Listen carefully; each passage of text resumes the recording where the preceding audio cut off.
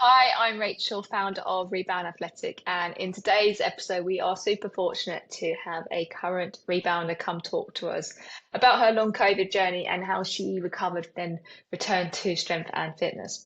So, if you are someone with long COVID, CFS, or any other chronic illness that has prevented you from being and feeling athletic, then this episode is for you. Angela is really vulnerable in this chat, revealing the deep emotional struggle she experienced. So, as a warning, there is some content that you may find a little upsetting. But then, on a lighter note, we also have some real good giggles. And look out for the section where Angela describes her cold water habit. Honestly, it's hilarious. Angela also shares the impact of family life and relationships, which doesn't often get much airtime, but is an inevitable consequence of such a life-limiting and invisible illness. And then we dig into returning to strength training, including how to know when you're ready and the psychological challenges around it. Angela is so warm and genuine and such a wise soul. I got a lot out of this chat, and I think you will too. Hello and welcome everyone. I'm Rachel Heath-Porsh from Rebound Athletic, and here with me is the lovely Angela from British Columbia.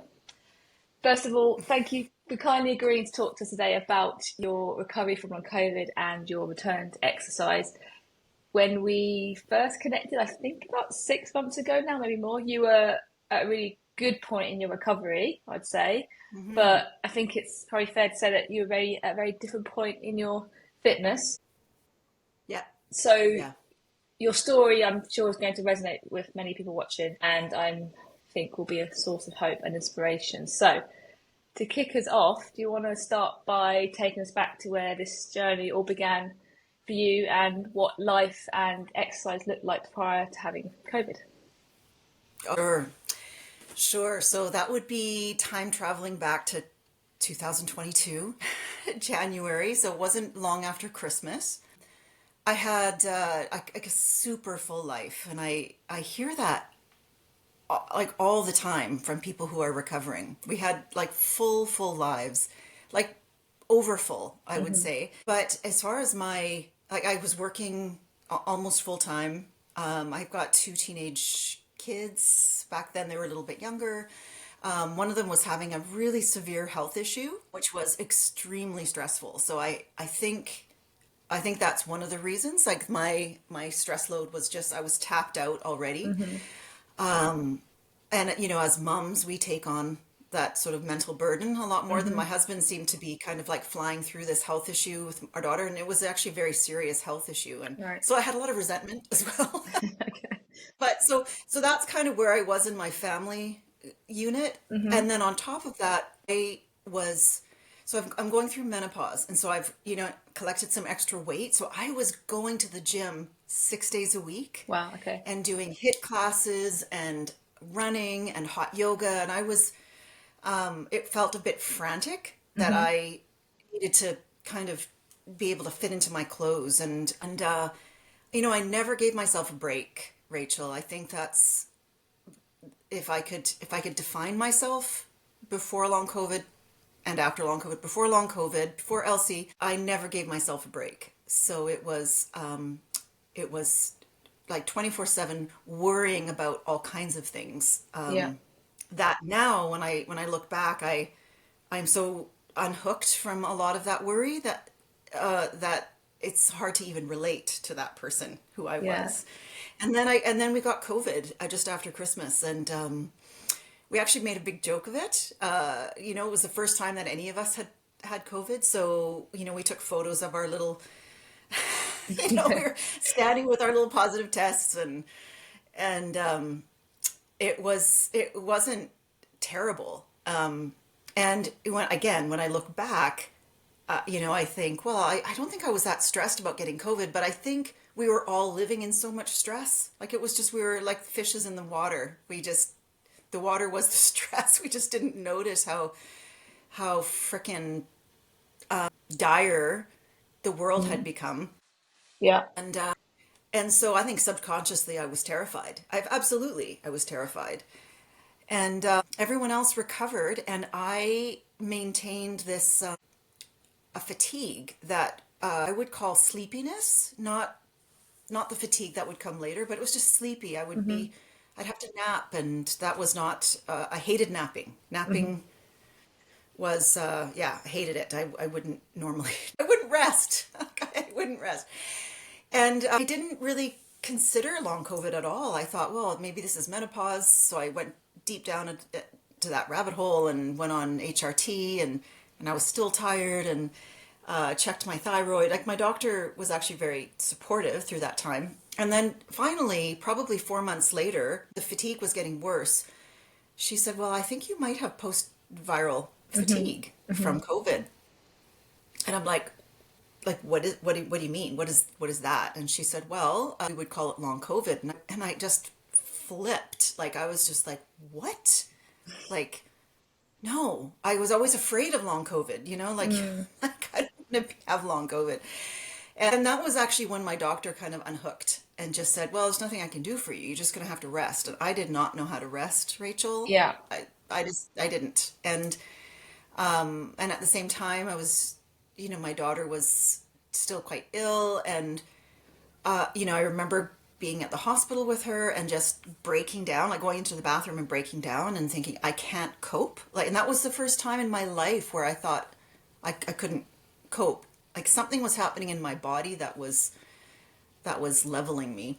Right. And then that summer, so that was like, that went on for 6 months. And then that summer, I think everything just really caught up. And I remember starting to get panic attacks and heart palpitations and psychiatric presentations. And I went to the ER 3 times in 1 week. I really thought that I was just having a nervous breakdown. That's what it felt. I felt like I was Hmm. unraveling. Hmm. Lots of crying. And then my pharmacist said, just Angela, just go for a good run, do some yoga.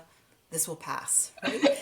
So I did. I went for a long run, then went to a Gosh. hot yoga class, and Oh my God. the next day, that was the big crash. Like, Yeah. it was terrifying, and then I knew something was absolutely terribly wrong. Yeah.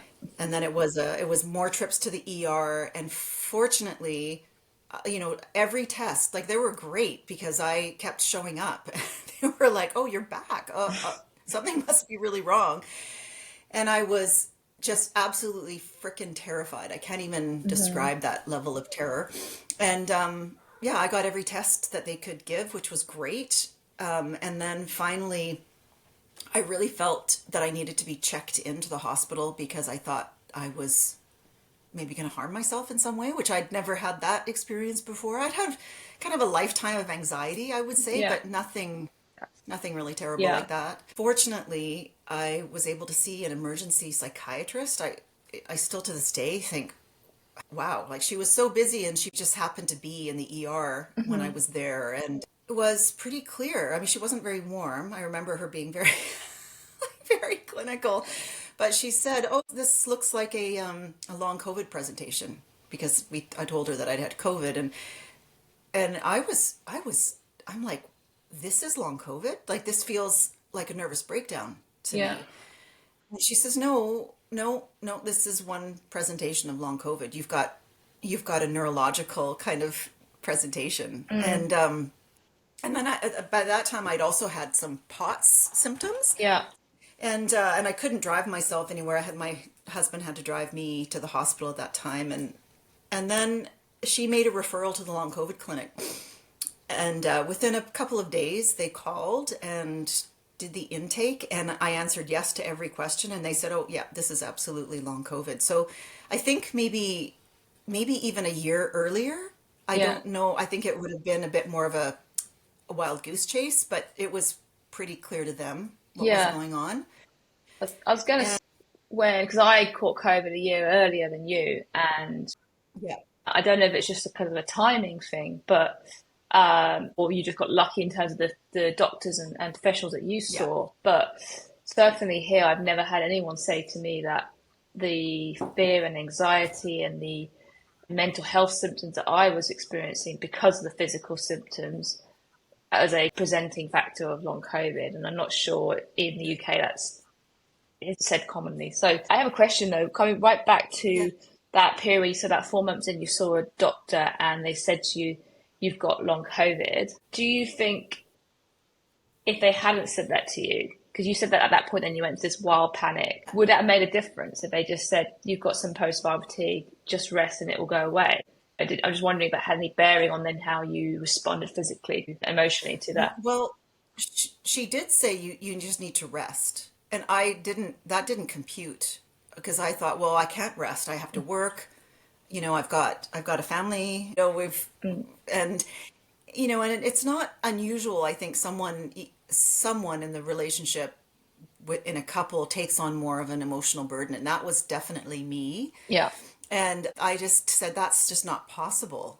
And so I didn't even understand how that would even help because I was kind of resting. I was taking extra naps. I didn't get the extent. Yeah. And nor did she. She didn't understand it either. Sure. So I think, I'm not sure with how my personality, how it was at that time, whether I would have done anything different than just keep kind of plowing through. Yeah. And Until you even were before the forced to stop. POTS, that's right. And even when I crashed, it took a week for the POTS to come on.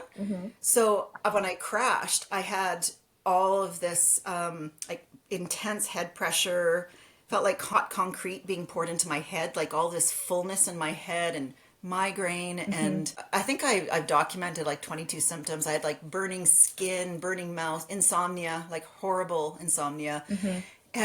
But I could still walk, didn't stop.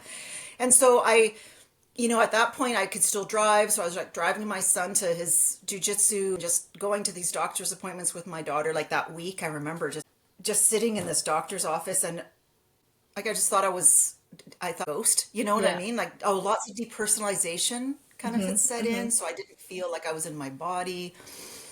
Yeah. That's just was my personality. And then the pot set in and that's when I had to sort of Sure. fly down I for think 5 months. I think it's interesting because I think I've heard people say this before that lazy people don't get post-viral fatigue or any CFS, long COVID. I mean, I think about people I know that got COVID and they just rested and did nothing for weeks and then they were fine. And I, like you, never did that. And even if they had responsibilities, right? I'm not saying they're lazy, but maybe they were just sensible ones and they had boundaries in their life. Right. So I think it's so common that until you get further down the line, that first year or two, it takes that time to actually understand what is happening and what actual rest is. You're all to the point where you basically you have to be forced into that where you have no choice.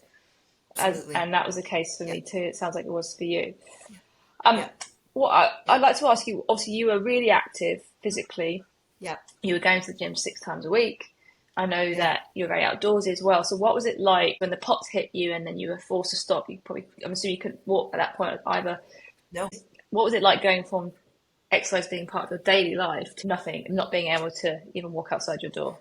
Can you remember the thought process that were going through your mind at that time? The biggest thought process was still at that point, exercise was a huge way that I coped with life, running. And I wasn't a marathon runner, but if I was stressed, I would go for a run. That would be one way that I would cope. I think one of the main things is like, the concern was that how am I going to cope with any of this if I can't move? And I would also say I was terrified. So that first month of just having to lie down, and I had this thing in my head, if I laid down in my bed, like unless I was going to sleep in my bed, that was okay. But if I was in bed during the day, I was sick. So I made a day bed on the front deck and then a day bed on the back deck, and that's kind of where I went. Sort of crawled between those two beds, and somehow in my mind that was like, well, I'm just resting. I'm not sick. Yeah. It took me several months, I would say, Rachel, to really accept what was going on. And so those several months, I was absolutely terrified, angry, really angry, and lots of crying. And then what goes on around you is, so I did all of the childcare, all of the grocery shopping, all of the cooking. Think about my domestic burden that I had. That all stopped Mm. like precipitously. And so, my kids and my husband were like, what the fuck? And so I didn't actually get a lot of sympathy from them. Like for them, it was like, oh, mom's got this weird thing. But like, you can't even get out of bed. They didn't quite get it, even though my husband, sat with me for the intake for the long COVID clinic. He's very, he's kind of a soldier. He's a type A kind of guy. And so he was, you know, Yeah. it was really hard for him, and it was hard for the kids too. So Yeah. I mean, yeah, is it, we've talked about this before, like it's invisible illness, and even the yeah, people in your own house living with you that are as close to it yeah, as can be, other than yeah, the person going through it, still can't get it. Like you would never right, wish that on them, right? Because it is the yeah, most horrible feeling in like the world, and yeah, you wouldn't wish it on anyone. But yeah, it just shows the challenges around these invisible illnesses. And I mean, if you put yourselves in your family's shoes, it's on the other foot, you'd probably be thinking the same, because it's impossible to yeah. understand, and also because it's It fluctuating to a is. certain degree. Like Yes. it's probably Yeah. confusing for those around you, where it's like, okay, well, hang on, you were washing the dishes tonight, but now you're in bed Right. again. So why can't you be doing that Right. all the time? Yeah. I don't know about you, but I felt a lot of shame and guilt Oh yeah. because of that. Yeah. Absolutely. Oh, constant. Constant. And you've just reminded me of something. Had a lot of self criticism. In fact, I remember, I don't think I've ever told anyone this. I remember in that first couple of weeks of crashing, hitting myself, like Wow. slapping like hitting myself.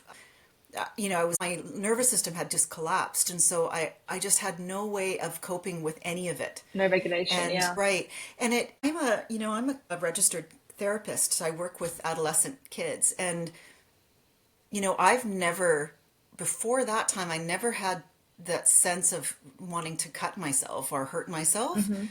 And yet I work with kids like that all the time. Mm. And I now have like such a profound empathy for those kids, because, you don't start harming yourself for no reason. Yeah. Like that level of terror, Hmm. that you don't want to be in your body, and your body is a unsafe place. I get that 100% now.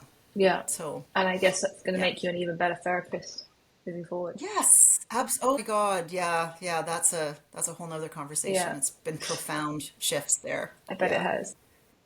yeah, So, look, I want to move on slightly, because obviously there was light at the end of the tunnel, and here we are today. So, yes. what shifted for you? Can you pinpoint a turning point in your recovery, a moment in time? Because I'm assuming, like many people, you tried lots of things, nothing worked, and then at some point you started to recover. But what was that, and what did that look like? Right. It was actually a very specific moment, probably 2 months in. And, in that 2 months, all I did, I couldn't really read. I couldn't really look at a screen. I could look at my phone. So I was just like rabbit holing constantly. I put myself on a Facebook page, the Canadian Long COVID Facebook page. There was some really lovely people on that platform, but it was a very dark Mm. place. It was dark. And one day I got a response from a woman who said, please direct message me. This is your autonomic nervous system. I recovered. There's completely a way out for you. And her name's Gabby. And she lives in British Columbia as well, we found out. And so I did. I'm like, what? This is my nervous system? And then when I spoke with her, she had the exact same present. I think that's why she saw my post on that particular platform, which she actually was off by that time, but she just happened to, sort of look at it that day. And she was the one that said, no, no, no, no, this is your autonomic nervous system, and I'm a year ahead of you, and I'm riding my bike, I'm back to work. I was like, what? So she turned me on to Susie Bolt's program. Hmm. Yeah, the Mind, Body, Soul. Yeah, yeah, it's a great program. And that was like, I landed in a super safe, optimistic, like that Facebook page. I joined that. It's very recovery oriented. And like, I'm just so glad that that was only 2 months of terror. And then that's when I felt, oh, okay, I think there's a way out. And then when I started to understand the nervous system piece, like I think I tuned into Dan Buglio at that time and Hmm. Jim Prusak. And then I started watching Raylan Eagle. Yeah, it all made sense. Like especially from my therapy background, Mm. because I work with polyvagal theory a lot, which Hmm. is the fight or flight, parasympathetic, two branches of the parasympathetic, the shutdown response. It made complete sense. Hmm.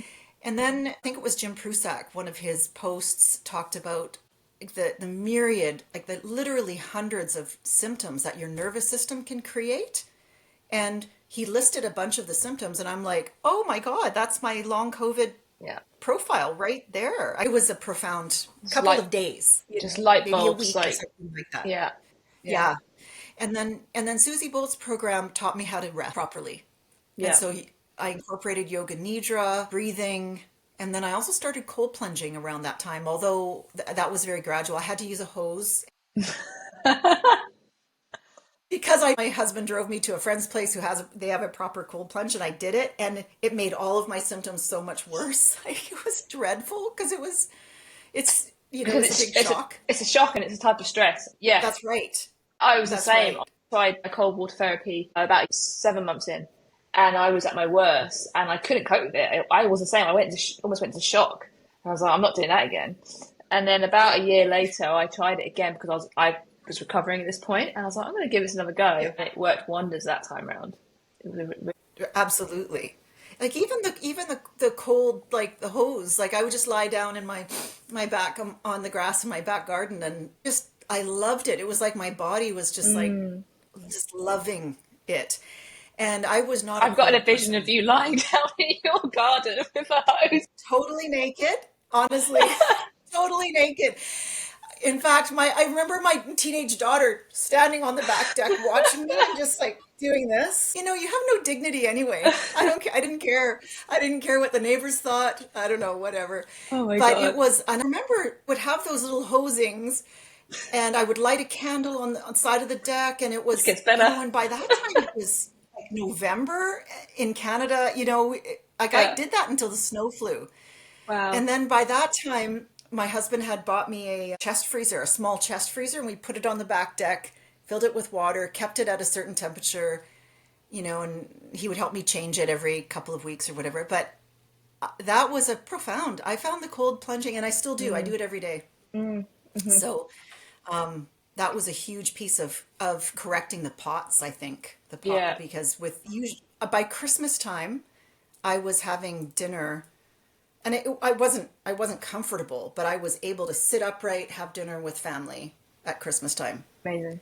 I think I only sat for half an hour, and then I went and lay down. But it was a huge turning point. And this is Christmas And then 2023, the one year after. Christmas 2022, Christmas Okay. 2022. So by that time, I would say from the time that was almost a Mm, year af, after I got COVID. So I had by that time almost a year of really strange and increasingly terrible hmm.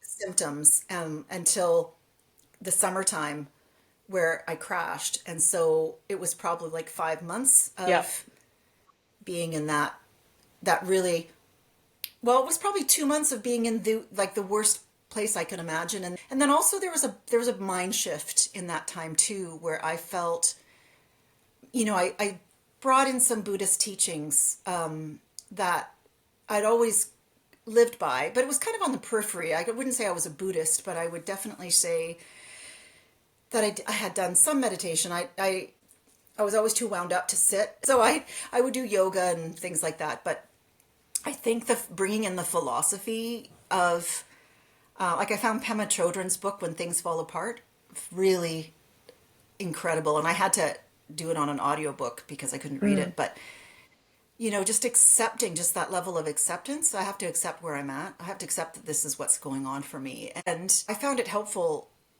this is going to sound a bit weird, but I found it helpful to know that other people were suffering in the world too, with various things, like not only with long COVID, but I'd had a workmate who had actually died of cancer, a few years before, and she was younger than me. And so I just kind of tapped into her suffering, and I just, I into more compassion for myself and for other people.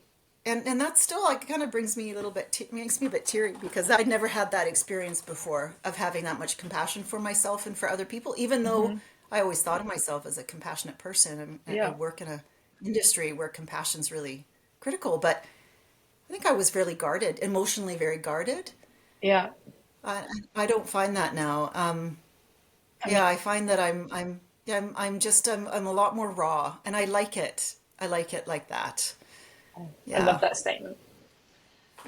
So I'm going to fast forward a little bit now Yeah. because where you've just paused there for a moment is probably about a year before we connected. So I'm assuming during the time Yes. you continued on, Yeah. well, I know you did, you continued on that Yeah. recovery path Yes. Yeah. and to the point where you felt able to, or you thought you were ready to maybe get your strength and fitness back. So I guess the two questions around that. First of all, how did you know you were ready or thought you were ready? Yeah. And what were the signs to you and all the evidence is another way of framing it that I like to sometimes suggest people do is build up that evidence to get at Right. that point. And then second to that, what attracted you to Rebound Athletic and the Right. 90-day rebound method? Yes. Perfect. Well, I think I had exhausted Susie Bolt's program, because it's a leveled program. So I was already at the level 4. It was actually Rachel Whitfield, who's a long COVID recovery friend of mine from the UK, said, Angela, I think you need to unplug from anything long COVID. And that was around Christmas of last year. And I thought, there was a part of me that's like, I got to drop this identity that I'm someone with long COVID. It was hard, but I did. I actually emailed Susie Bolt and said, I got to go. And she would totally got it. She's And she was lovely. like, oh, I'm sorry to see you go, but totally get it. And then I'm like, well, now what am I going to do for my fitness? And I thought, and by that time I was back at work part time. I was still having symptoms, but they weren't debilitating. And I was also walking, maybe I was doing like 10,000 steps a day. I was doing some yoga. I wasn't getting any nervous system feedback. So I thought, I think it's time. I think it's time to actually go back to the gym. And so I went to the YMCA near me. That's my gym. And I had like a mini crash after that. And I think it was just not so much the activity, because it was very minor. It was just being back in the gym. There was something that my nervous system was just like, I think this might be too much. And so I happened to be talking to another friend just on Facebook, and she was doing the Rebound program. And I'm like, what?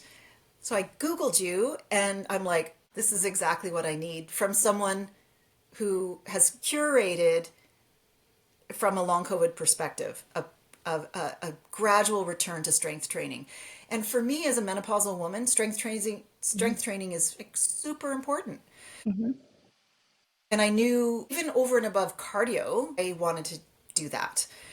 So so then I reached out to you, and that I was just really clear on what the next step was going to be. And I knew physically I could do it, because I was back at work.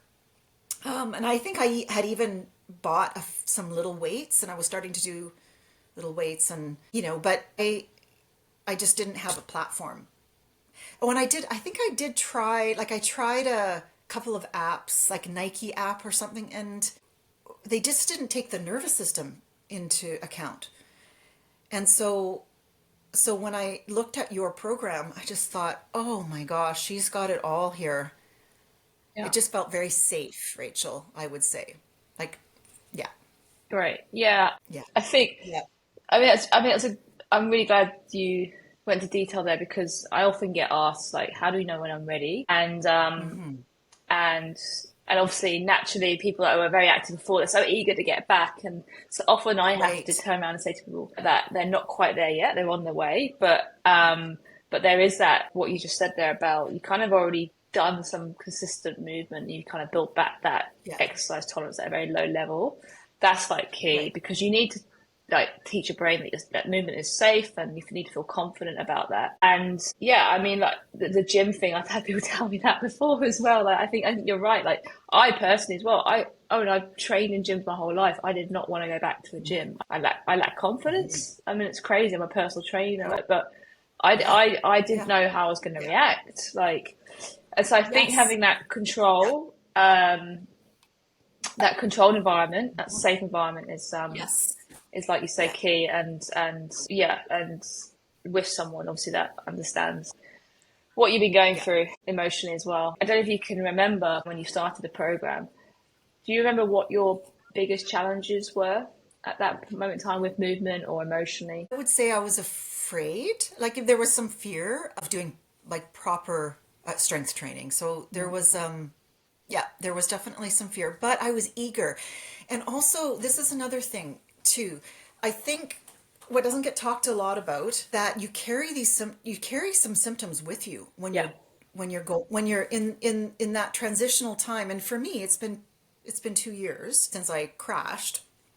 But like when I first started working with you, I would still get some symptoms. Like, I would do I would, well, not so much in that first month. Well, maybe a little bit. But you have to be okay with that. Like yeah, you can't decide, oh, I got a headache from that yesterday. I'm not going to do it. And it's like, no, I got a headache, whatever. I'm taking some Advil and we're going to do it again. And within a really short period of time, I wasn't having those symptoms. I remember the first four workouts were just body weight. hmm, And then the next ones started with a little bit of weight. And I remember my nervous system having a little bit of a freak out about that the yeah, first couple of times. But again, you have to just talk yourself through that, you know? So I think there has to be this understanding that it's just my nervous system.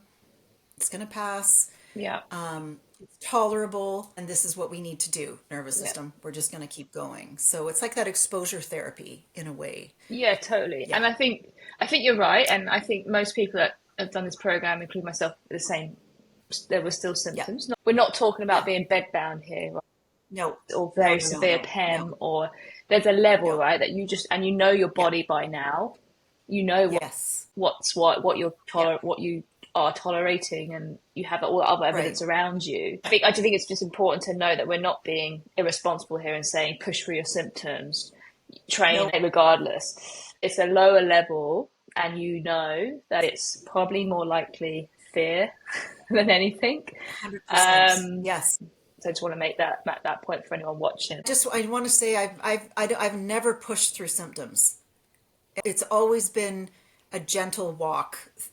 Even in the very beginning, it was like you're going to get symptoms. You're going to get some nervous system feedback Yeah, when you start moving into life, and it's about being super gentle with yourself. And by the time I was doing your program, I was back at work. The only thing I wasn't doing was proper exercise. So it was perfect timing. So I think timing's really critical yeah. No, when doing I your I program. agree. I agree. And that I have an application process actually. So if anyone watching that is interested, Yeah, I'll drop it in the link. yeah, But there is an application process for the rebound method because it's really important that you are at the right point in recovery for you to succeed on yes, this. And if you're not, it's okay. We'll come up 100. with another plan and there's other options for you. Yeah, But yeah, I agree. It's timing is key. So yeah, I want to talk about goals yeah, because as you know, at the start of the program, we do a goal setting exercise, and I ask you to set yeah, physical and emotional well-being goals, but not leave it at that. I ask you to go a bit deeper and think about the why and the strategy behind that, because goals are just goals, right? Without the meaning behind them yeah. and a way to achieve them. So, do you remember what yours were? I'm putting you on the spot. I know. Yeah, I think my big goal for me was to actually get back into the mountains and hike. Yeah. That was a huge one. I live in British Columbia, and we have no shortage of mountains and backcountry trails and amazing. And I'm thinking, my gosh, well, that was a big one. I think also just, I think I had a goal of, and this is still a goal of mine, is just being confident that I can do these movements. And yeah, I think those were the two main ones. Did I forget one? No, I think they were the two main ones. Do you remember how confident you felt when you set these goals that you would achieve them? I wasn't confident. I was optimistic, but I wasn't confident, Okay. I would say. So I didn't tell you I was going to do this. If you don't mind, I'm going to read out some messages that you've sent me inside the training app. Okay. Okay. I think we started talking, was it January, February time? And you set these goals. January, yeah. And we're now in, well, practically in September. So, and I remember you saying that you wanted to be hiking in the summer. And I remember you thinking you weren't sure, but that was your goal. So I'm going to read out a message you sent me a little while back. It's, oh my God, Rachel, just got home from 3 days of hiking and camping. Very little in the way of nervous system feedback. I really believe doing your program helped me break through so that I could do this. I'm absolutely amazed. I felt really strong too. The hikes often took us up steep terrain. I'll keep going because just to prove that wasn't a one-off to anyone listening. A few weeks later, you were hiking again and you sent me this message. I hiked yesterday for 9 hours with stops for swimming, eating and resting. I'm so happy. And then a few days later after that, you messaged me again. Said, I've also hiked again, third time in a week. I was gone for 8 hours, 25,000 steps. What? I'm trying to do that in your accent. Amazing. I'm so excited. Yep. Wow. Yeah. Yes. And I was just hiking yesterday, and going up really steep stuff. So not only do I feel strong? Oh, and I had a pack. So this level of full body strength that I felt, but also cardio, which kind of snuck in to all of that, which was so interesting. Well, the program, as you know, it's a strength and conditioning sort of program. So we do gradually build up your cardio capacity too, with sort of those fun little mini wads and finishes. But obviously the volume of hiking you've been doing over the summer, I imagine they're impacting each other. So yeah. But yeah, I was so excited for you when you sent those messages through. I was so excited too. It was just lovely to read them. That's why I wanted to ask you if you believe that you would be at this point, and also to show to other people that what's possible. And it was gradual. So we're talking like January. I started working with you January, February, March. I would say maybe April, May. I did something in May, I think. I went and maybe met my daughter. Maybe she was in the mountains at that time. And I remember thinking, going to bed that night going, oh, I did a lot today. And I think it was like 17,000 steps or something like that. It wasn't anything too steep. But then it was like, that just started this kind of wonderful snowball level of confidence. But I remember meeting her and not really even thinking about it. Like that was a nice feeling just to know, I'm really trusting my body now. That I can kind of do whatever I want. And I didn't get any nervous system feedback from that. Yeah. I haven't had really any, even the other, maybe, I think it was last Sunday. So today's Thursday, last Sunday, we did a huge hike. That was like 9 hours or something like that. And I didn't even think about, any kind of nervous system feedback. And I didn't get any, which was it's amazing. Really exciting. It is an incredible feeling. Yep. The moments when you realize you've done something and you haven't been thinking about it or worrying about it or tracking it being fixated on it. I just did it. Because obviously we know how consuming it is. It's very, very hard to shift, but there are moments as you recover more and more and you start living your life where actually you get that mental break, you get more of that, and you really need to start doing stuff about it, even at second thought. Yeah. So I know it's been a few months now since you completed the 90-day Rebound Method, and we've been working on some follow-on programming. But if you can cast your mind back through the 90 days, can you recall how the 90-day Rebound Method training program is different to anything you've done previously, or perhaps what you may have expected going into it? So by this time, Rachel, I have such a positive, good relationship with my body. And I also know that for whatever reason, I think there are some people that can kind of plow back into activity and be okay with that. For me, I just know deep in my bones that I needed to titrate this experience, that I needed to sort of be somewhat mindful and gentle with myself. That was what made me feel safe. There you go. And I was able to look ahead at the workouts. It wasn't like one at a time. Yeah. So I just felt super confident that I could do it and that I was going to enjoy the movements. There was, a lot of repetitive movement that just to sort of get my nervous system used to that kind of movement again. There was no big surprises.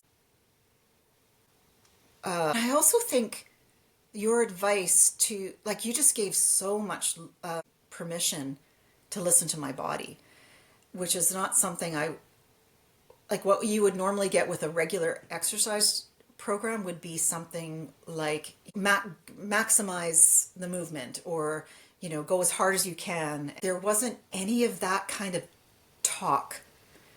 And, I think where I'm at in my life right now is like philosophically, I move way more slowly than I did before. So I'm not as frantic and as frenetic as I was before. And certainly some of the other kind of programs that I had tried were just that kind of like aggressive exercise models. And I just knew I didn't want that. I wanted something that I was just going to walk confidently through. And that was your program really clearly. And, and there was just this permission to be as aggressive as I wanted to be. And I often chose not to be very aggressive, and I remember you saying at one point, well, don't do 3 sets, do 2 sets. And I was just like, oh, because my old thinking, like pre-long COVID would have been, of course I'm going to do 3 sets. No, I'm going to do 4. Yeah. Like it was just this permission to be able to just to move at the pace of my nervous system. And that's exactly the philosophical place that I was at, and I still am. Great. It's just to move at the pace of my nervous system. I love that. I'm going to steal that. Oh, you can Sorry. take that. That's fine. Not today, guys. I'm moving at the pace of my nervous system. Pace of my nervous, exactly. I love it. I'm definitely going to steal that. Okay, so before we move on to the last few questions, is there anything else you want to share about your experience with the Rebound Method, the program, the coaching, support, any of that? Well, I really enjoyed you as a person, and I think when you're working with any kind of coaching situation, you want to be able to connect and feel heard. I mean, and that was a given, I think, because of your own long COVID experience. But I also just had to I connected with you from a tired mom perspective. I connected from a working woman's perspective. I connected with you and I've never said this to you before, but you definitely have a coaching personality, whereas you're not letting me slip. Like, you're not letting me kind of get away with stuff, but at the same time, you're really gentle. So I don't know if that makes a lot of sense, right? Like, I wanted to make sure that I was pleasing you. Yeah. Kind of ridiculous because I people pleasing, all of that stuff. But no, I felt like, no, I want to show Rachel that I can do this, or I want Rachel to be proud of me here. I remember distinctly you pushing back on something I said. I can't quite remember what it was, but it was around. I think I can remember. It was around fear. Yeah. I think it was around fear, and I remember you saying, like, I want you just to think about this, like, what's really going on here? And that was really Yeah. that's what I needed. I, th- I needed that kind of I think I remember that thing. because you were maybe not quite halfway through the 90-day program, and you've been doing really well. You hadn't had Yeah. any like issues that derailed you.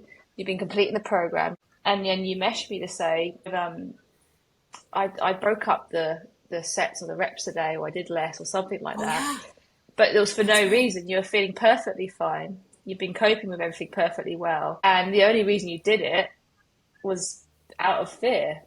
It was just out of nowhere, and yeah, I remember saying to you, you're fine. Right.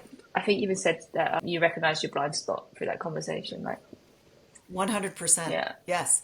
And I remember, yeah, you saying, if you do what you're wanting to do, you're going to send your brain the wrong message. hmm And so I think recovering from long COVID at this stage, like we need those messages because we will fall back yeah, on fear, on fearful self-talk. yeah. And I think So it's yeah, always easier for someone, a third party, to kind of point that yes, out as well, right? absolutely. Um, Yep. for sure, Yep. than ourselves. Amazing. Well, by the way, I am Good. proud of you very Yay. much. So, look, we're getting towards the end, but I want to ask a Yes. few questions. How is Yep. life different now to when you started Oh, this program well, 7 months ago? yeah, I started the program feeling like I was recovering from long COVID. Ended the program feeling like I've recovered from long COVID. So, I think for a lot of people who are active, getting their fitness back seems to be the thing Mm, that kind of, puts a lid on it all. And that feels like that's happened. Even psychologically. I woke up this morning with a little bit of a headache for no particular reason. Well, I know it was because I was going to do an interview. So I was a little bit yeah, anxious, and I find that still my nervous system will send me messages, but that's that's so few and far between now, and when it happens I just know what it is and give myself a little hug and kind yeah, of move forward. yeah. So I would say, like, I said this to my family. We went on a huge hike in the Rockies this summer as a family, and I remember getting to the summit of this ridge, and it was like this huge moment of self-love and accomplishment and grit, and we just did this big family hug, Oh, and it was this mutual celebration, and I really very much credit your program for that. oh, I really do. thank you. That's Yeah. that's lovely. Yeah.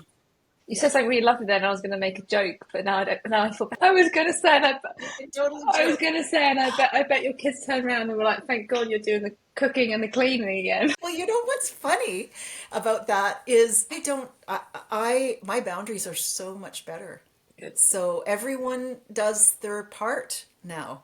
great. And it's become a normal part of my life and for my family's life to know that I am taking time to do a yoga nidra, or I'm just going to go sit with a bubbly something in the backyard, or I'm taking myself for a walk in nature. Never did that before.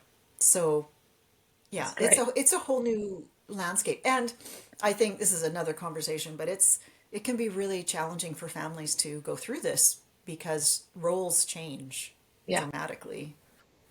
And for my family, it's been for the better, even though yeah. it was painful. But it's I hear you, and it is another big topic, and maybe we'll do a follow up and we can talk specifically about that issue because Yeah, I know that it yeah. doesn't probably get talked about, and I've had I don't think it does. challenges. Even the strongest relationships, when you go through Oh, something like this, are tested, and those dynamics oh yeah, can be really challenging. So look, absolutely. a couple more things to close. What would you say to anyone watching this who Yeah, thinks they might be ready to train back, but perhaps on the fence, perhaps they're scared of relapse, don't know where to start, etc. What right. what would you say to them? I would say Rachel's got this dialed, like as far as addressing fear and nervous system feedback, PEM, like I would say, don't worry about that. You're in very, very safe hands. And and it's this slow building of confidence that is kind of foolproof. I didn't, there was nothing about it that was a big leap that I felt like if I do this, I'm going to slide back. There was nothing like that. It was just this, it was, titrated is the only word I can think of. Like it was just this drip, drip, drip, drip, and then a bigger drip, and then bigger drips. Yeah. It was, yeah, it's so manageable. And then before you know it, you're feeling strong, and Yeah. you're feeling stronger. And 3 months is not a long time. You know, when I think about like how many push-ups I can do now compared to what just my upper body strength, my leg strength, my cardiovascular strength, it worked. I would say it works. Amazing. Just do it. Yeah.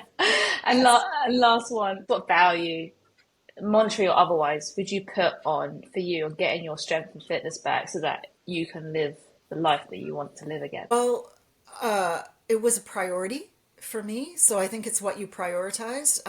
There were things, you know,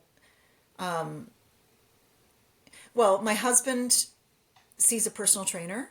I think he pays about $400 a month for that to see a personal, and that's Canadian. And he sees them once a week, and might even be more than that. I can't quite remember. But like, I thought yours was a bargain. And I think I even told you that. You did. Like, this is a bargain because it's a lot less than that. Yeah. And like the app that you use, the Traineries. Yeah, Is it Trainerize, or yeah. Brilliant. Like I didn't need anything more than that. And then I had access to you so easily. Yeah, I mean, I think like if this is something that's important to you, the cost is, well, for one thing, I don't think you charge enough. That was my feeling. But it was a no-brainer. And looking back now, like what I got out of the program was so much more than just fitness. It was just that level of confidence in life. Yeah. It's really hard to put a price on that, but it was a bargain. Awesome. So look, Angela, thank you so much for doing this. Oh, you're welcome, I really Rachel. appreciate Thank you. you, and you're welcome. It's been my absolute honor and privilege to work with you, and it continues to be a joy, you know, as we move forward. Yeah. And as cheesy as it sounds, personally, I feel like I've gained a friend, not just a client. And Oh, yeah. I know that Yes. you're coming over to the UK. I think you're still coming to the UK, I right? am. Christmas. So Christmas. hopefully we Yeah. can connect in person, and Yes, let's do that. yeah, that would be Absolutely. awesome. But look, you proved yourself and others what is possible when you trust the process, and when you trust in a coach like me. So yeah, Yeah. it's been an honor to watch you go from strength to strength. Thank you. Thank you. And- I'm stopping recording, Okay. and I think we can stay here.